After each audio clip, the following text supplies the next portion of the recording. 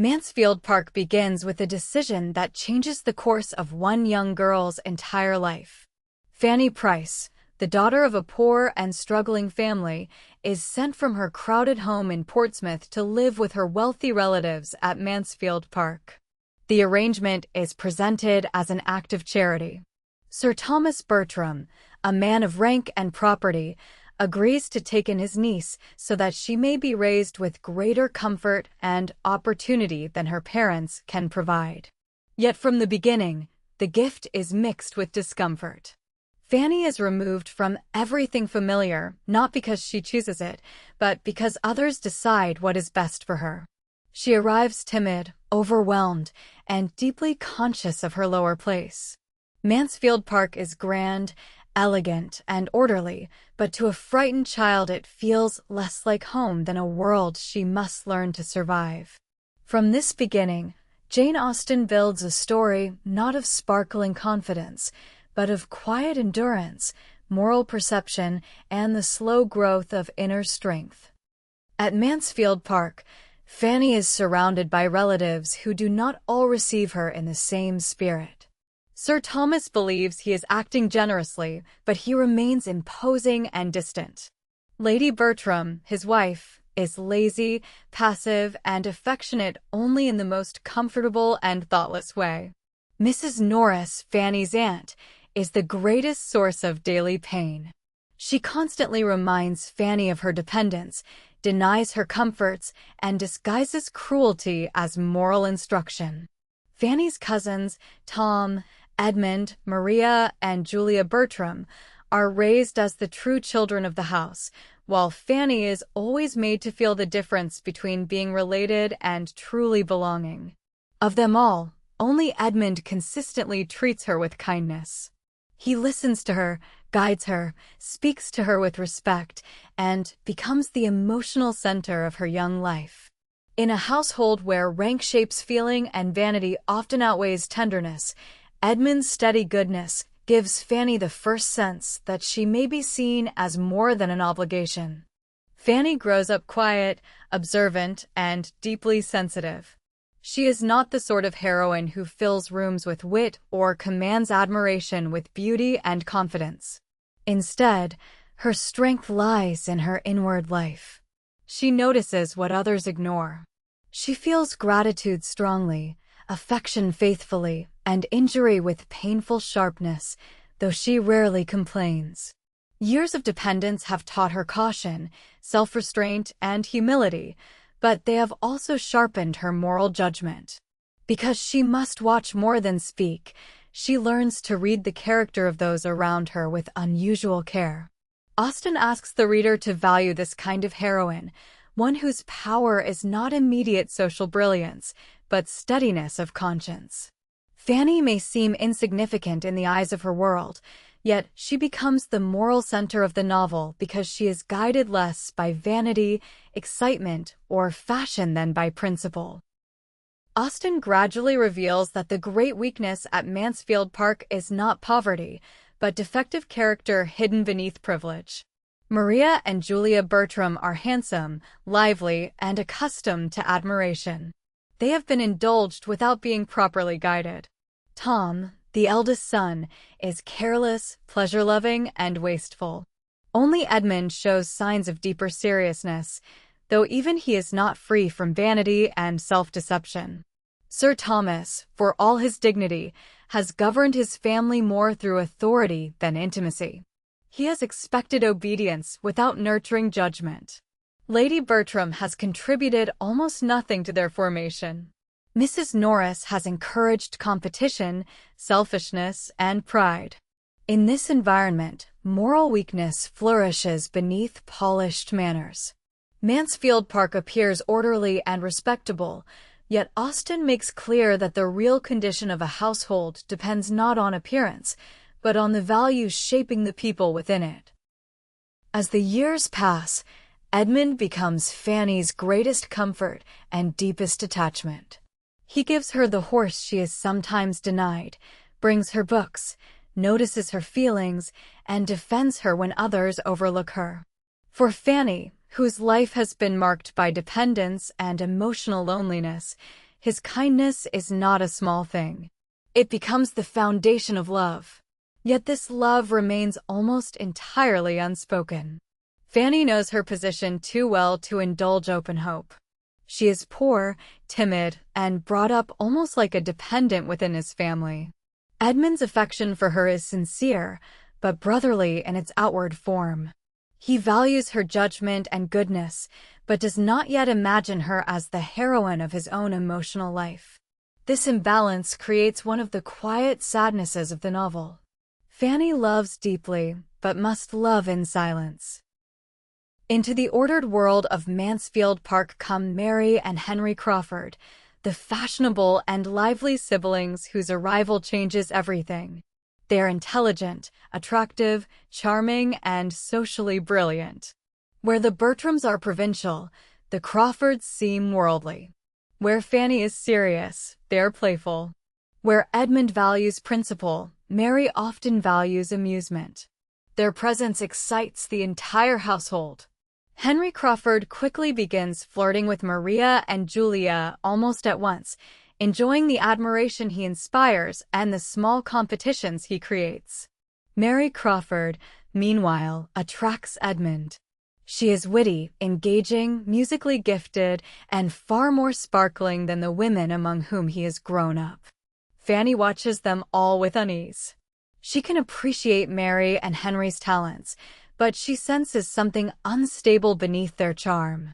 They delight in performance and influence. Their elegance is real, but so is their moral carelessness. Before the Crawfords arrive, Maria Bertram is already engaged to Mr. Rushworth, a wealthy but foolish man. He possesses property and consequence, but little intelligence or depth. Maria has accepted him less from love than from vanity and ambition. She enjoys the idea of becoming mistress of a fine estate, and no one around her has taught her to judge marriage by more serious standards. When Henry Crawford begins paying her attention, her vanity is inflamed. Though engaged, she allows herself to enjoy his admiration and to encourage his flirtation. The impropriety is softened in company by laughter and excitement, but Fanny sees the danger clearly. Maria's engagement should have made her conduct careful, yet instead it becomes a stage for emotional recklessness. Austen uses this situation to expose how easily marriage becomes hollow when chosen for status, and how dangerous charm becomes in the hands of those who treat serious affections like entertainment. One of the great themes of Mansfield Park is the difference between charm and character. Henry and Mary Crawford both possess the sort of attractiveness that easily wins admiration. They are lively, quick, and socially gifted. Yet Fanny, who is rarely dazzled by surfaces, senses a lack of moral seriousness in them both. Henry does not mean harm in every moment, but he treats affection as a game. Mary is not cruel by nature, but her ideas about wealth, rank, and worldly success often override her better instincts. Edmund, however, is slower to see these flaws, especially in Mary. He is captivated by her liveliness and imagines her better than she truly is. Fanny's gift throughout the novel is not brilliance of speech, but steadiness of moral vision. She sees what others excuse because she is not eager to be entertained into blindness. An excursion to Southerton, Mr. Rushworth's estate, becomes one of the novel's most revealing episodes. What appears outwardly to be a pleasant visit exposes hidden tensions, moral looseness, and emotional disorder. The estate itself, with its locked gates, wandering paths, and ornamental wilderness, becomes a symbolic landscape in which the characters test boundaries, both literal and social. Maria and Henry separate from the group in ways that suggest intimacy and impropriety. Mary and Edmund drift toward private conversation. Fanny, tired and physically weak, is left sitting quietly, once again the observer rather than the participant. The outing shows how quickly polished company can slide into risky freedom when principle is weak. The idea of crossing boundaries becomes more than a picturesque detail. It hints at what several characters are inwardly prepared to do. Fanny's discomfort at Southerton is physical, but also moral. She senses that all is not safe merely because all appears elegant. When Sir Thomas leaves for Antigua to address business on his plantation, the structure of Mansfield Park weakens almost at once. His authority, while imperfect, had at least imposed restraint. In his absence, the young people feel freer, and those already inclined to vanity or self-indulgence begin to reveal themselves more openly. Mrs. Norris becomes even more overbearing without becoming more useful. Tom's taste for excitement grows unchecked. Maria and Julia become more frivolous. Edmund, though more serious than the rest, is not always alert to the dangers emerging around him. The household begins to drift into an atmosphere where entertainment matters more than propriety. Austen is not praising tyranny, but she is showing that discipline, guidance, and moral seriousness are necessary in family life. When those are absent, selfishness and recklessness quickly expand to fill the space. The central crisis of the first half of the novel comes when the young people decide to perform a private theatrical production of Lovers' Vows. To many of them, the play seems harmless amusement. It promises excitement, vanity, flirtation, and the thrill of stepping temporarily outside the ordinary rules of conduct. To Fanny, however, it is deeply troubling. She understands that the chosen play contains intimate scenes and emotional situations unsuitable for private performance in such a family setting, especially with Sir Thomas absent. More than that, she senses that the theatricals will encourage exactly the wrong kinds of closeness, especially between Maria and Henry, and between Edmund and Mary. Her objections are not dramatic, but they are firm. She does not enjoy opposing others. She simply sees that amusement is being used to excuse a lowering of moral boundaries. Edmund hesitates at first, understanding some of her concerns, yet eventually allows himself to be persuaded into participating. Fanny is pained by his weakness more than by anyone else's. During the preparations for the play, Fanny experiences one of the defining trials of her character.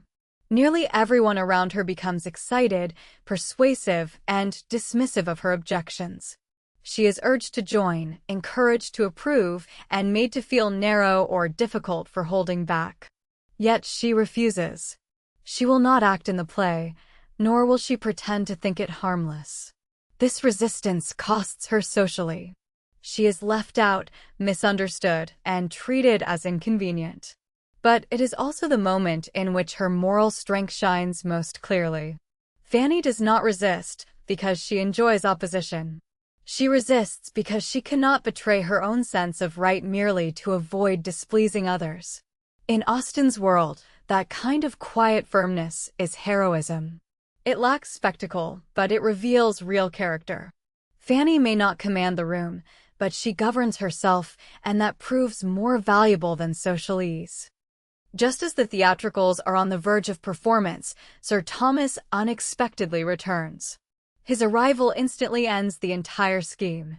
The actors, costumes, and rehearsed emotions collapse under the force of his authority. The moment is both comic and revealing. What had seemed thrilling and harmless in his absence now appears embarrassing, even shameful. Sir Thomas is deeply displeased, though he says less than the situation might warrant. His return restores outward order, but the emotional and moral effects of the play linger.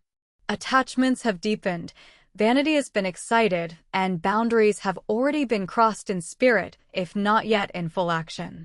Fanny feels relief, yet she also understands that the danger has not disappeared simply because the performance has been cancelled.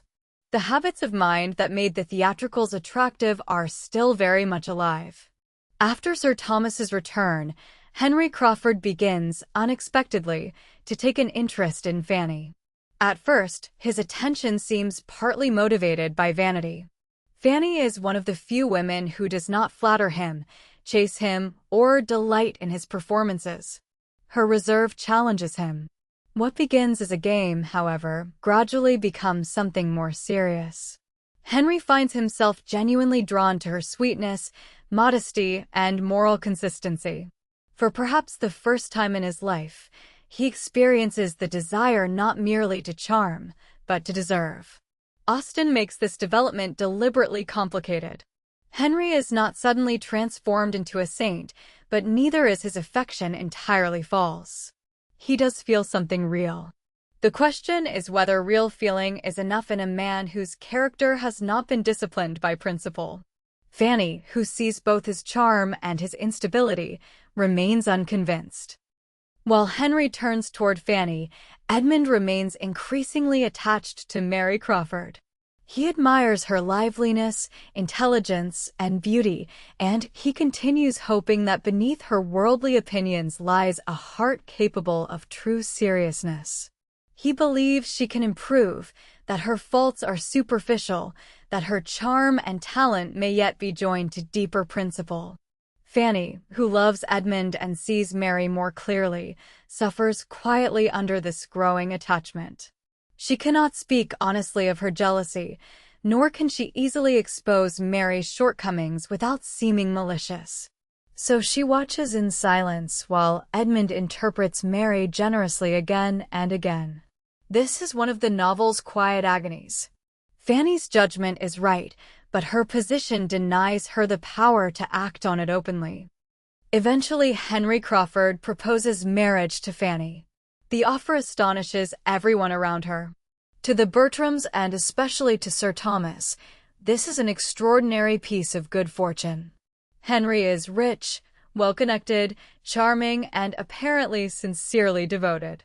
For a poor dependent like Fanny to refuse him seems almost madness. But Fanny does refuse, calmly and firmly. She does not trust his character. She has seen too much of his vanity, his flirtations, and his moral lightness to believe that affection alone can make him reliable. No one around her fully understands this refusal. Sir Thomas is shocked and offended. Mrs. Norris is furious. Even Edmund, though kinder, cannot entirely support her judgment. Fanny finds herself once again isolated by conscience. The proposal scene is one of the great tests of the novel because Fanny must defend her inner conviction against the pressure of family authority, gratitude, and social expectation. Sir Thomas, who sees Henry as an excellent match, cannot easily accept Fanny's refusal. He speaks of gratitude, prudence, and what is owed to a man of such consequence. He assumes that Fanny's hesitation must come from timidity or girlish uncertainty, not from real judgment. In this, he reveals how little he fully knows her. He has treated her kindly in broad terms, yet he has never fully recognized the independence of her moral mind. Fanny, however distressed, does not yield. She remains respectful, but immovable. She cannot explain everything she feels, partly from delicacy and partly from her habit of silence, but she knows that to accept Henry without trusting him would be a betrayal of truth. Austen gives enormous moral force to this refusal. Fanny, the least socially powerful person in the household, becomes the one person capable of resisting pressure without bitterness or surrender. As a result of these tensions, Fanny is sent back to Portsmouth to visit her birth family. The journey forces a confrontation between memory and reality. As a child, she had idealized Portsmouth in her imagination, remembering it as the place of early affection and belonging. But when she returns, she finds disorder, noise, neglect, and emotional confusion. Her parents are affectionate in their way, but their home lacks peace, refinement, and thoughtful care. Her siblings are unruly. Space is cramped. The habits of the household weary her deeply. Austen uses Portsmouth brilliantly. It prevents Fanny from becoming a mere romantic exile longing for lost simplicity. Instead, it shows that Mansfield and Portsmouth are both imperfect worlds in different ways. Yet, it also reveals how much Fanny has been formed by Mansfield, not in pride, but in taste, order, and self-command. Home, the novel suggests, is not merely where one began. It is also where one has learned to belong inwardly. Henry Crawford visits Fanny in Portsmouth and for a time seems genuinely improved. He is attentive, respectful, and eager to prove that his feelings are serious. He behaves with more steadiness than she has seen in him before, and even Fanny begins to wonder whether he might indeed be capable of lasting reform. This possibility gives the novel one of its most subtle tensions. Henry is not evil. He has real charm, real intelligence, and perhaps even a real desire to become better. If he had persevered in self-discipline, he might have won both Fanny and the reader's fuller trust. But Austen is interested in the tragic difference between possibility and character. Good impulses are not enough unless they become habits. Henry can feel sincerely in one moment and still fail disastrously in the next, because his principles are not strong enough to govern him consistently. The novel's crisis arrives when Henry Crawford elopes with Maria Bertram, now unhappily married to Mr. Rushworth. The scandal is devastating. Maria's marriage, entered without love, had already been morally unstable. Henry's vanity, long fed by flirtation and careless power, now leads him into conduct that destroys reputations and shatters the Bertram family. Mansfield Park, once so proud of its respectability, is humiliated. Sir Thomas is forced to confront the failures of his household, not as isolated accidents, but as the consequence of years of misguided upbringing. Maria's disgrace is not merely personal. It exposes the emptiness beneath social polish, the danger of moral vanity, and the cost of treating marriage as a matter of convenience rather than principle. If Henry's elopement shatters outward respectability, Mary's response shatters Edmund's illusions. Rather than feeling horror primarily at the wrongdoing itself, Mary is most troubled by the imprudence of its exposure. She speaks as though the great misfortune lies not in adultery and betrayal, but in the fact that the matter became public and irreversible. She even suggests, with alarming coolness, that had the situation been managed more discreetly, it might have done less harm. In this moment, Edmund finally sees with full clarity what Fanny had long understood. Mary's wit, beauty, and charm cannot hide the deficiency of her moral judgment. She is not heartless in the simplest sense, but she is too shaped by worldly thinking to value principle above appearance. For Edmund, this recognition is devastating. The woman he hoped to love and perhaps reform is revealed as fundamentally unfit for the life of seriousness he had imagined. After the scandal, illusions collapse across the novel. Sir Thomas sees the defects in his parenting. Edmund sees Mary's true values. The family sees that charm and status have not protected them from disgrace. Fanny, though grieved for all involved, is less shocked than others because she has long perceived the weaknesses now made visible. This does not make her cold. On the contrary, she feels deeply for Edmund, for Sir Thomas, and even for the ruin of Maria. But her judgment has been proved right. The events confirm the novel's moral structure. Character matters more than brilliance, steadiness more than excitement, principle more than charm. Austen does not suggest that goodness guarantees an easy life, but she does suggest that ignoring moral truth leads eventually to suffering. Fanny is invited back to Mansfield Park, and her return is no longer that of a timid dependent scarcely tolerated. She comes back as someone increasingly recognized for her value. Sir Thomas, chastened by experience, now sees more clearly the excellence of her character. He understands at last that she possesses what his own daughters lacked: humility, constancy, judgment, and integrity. Lady Bertram, in her passive way, is delighted by her return, for she has always leaned on Fanny's usefulness without fully appreciating it. Even the atmosphere of the house changes. Mansfield, humbled by scandal, becomes quieter and more truthful. Fanny's presence, once almost invisible, now begins to feel central. In the aftermath of Mary's moral failure, Edmund gradually turns with new eyes toward Fanny. At first, he comes to her as he always has, for comfort, understanding, and sympathy. But slowly he begins to recognize that the qualities he most values, steadiness, goodness, delicacy of feeling, and moral truth, have been beside him all along. Fanny has never dazzled him. She has never entertained him into forgetfulness. She has simply been faithful, wise, and true. Austen handles this movement carefully. Edmund does not abruptly transfer shallow affection from one woman to another. Rather, disillusionment clears his vision, allowing him to see what had long been there. For Fanny, this change brings joy, but not triumphal vanity. She has loved him too humbly and too long for that. Their union feels less like the reward of a dramatic heroine than the recognition of a truth quietly growing through years. Fanny Price is often one of Austen's most misunderstood heroines because her virtues are quiet and her style of strength is inward. She does not sparkle like Elizabeth Bennet, command a room like Emma Woodhouse, or suffer romantically in the sweeping mode of Marianne Dashwood. Instead, Fanny endures, observes, judges, and remains faithful to principle even when no one supports her. In many ways, Mansfield Park is a test of whether such quiet goodness will ever be recognized in a world that admires louder charms. Austen's answer is yes, but only after error and suffering force others to see more clearly. Fanny matters because she proves that moral courage does not need theatrical expression.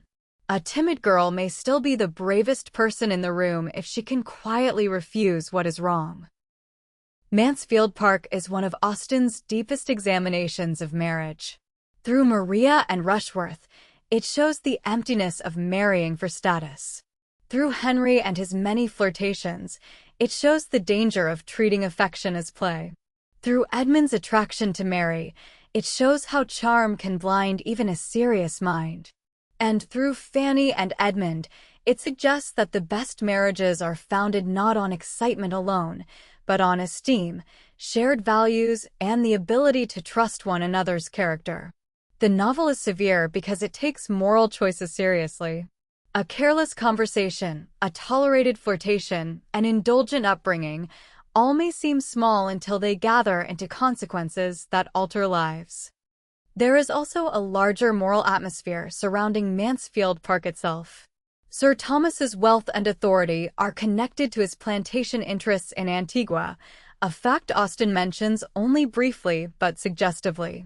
The estate's elegance, order, and comfort rest on systems of power extending beyond the visible domestic world. Though the novel does not turn directly into a political argument, this background deepens its sense that respectability is often more complicated than appearances allow. Mansfield is not simply a moral haven threatened from outside. It contains within itself blindness, hierarchy, and dependence. Fanny's position as a poor relation living by the charity of wealth makes her especially sensitive to these hidden structures of power. In the end, Mansfield Park is a novel about conscience. It asks what happens when brilliance is not matched by principle, when authority exists without true understanding, when charm disguises selfishness, and when the least powerful person in the household is the one who sees most clearly. Fanny Price's journey is not one of dazzling transformation, but of recognition. She remains herself throughout, shy, modest, faithful, and morally awake. What changes is that the world around her is finally forced to value what it once ignored.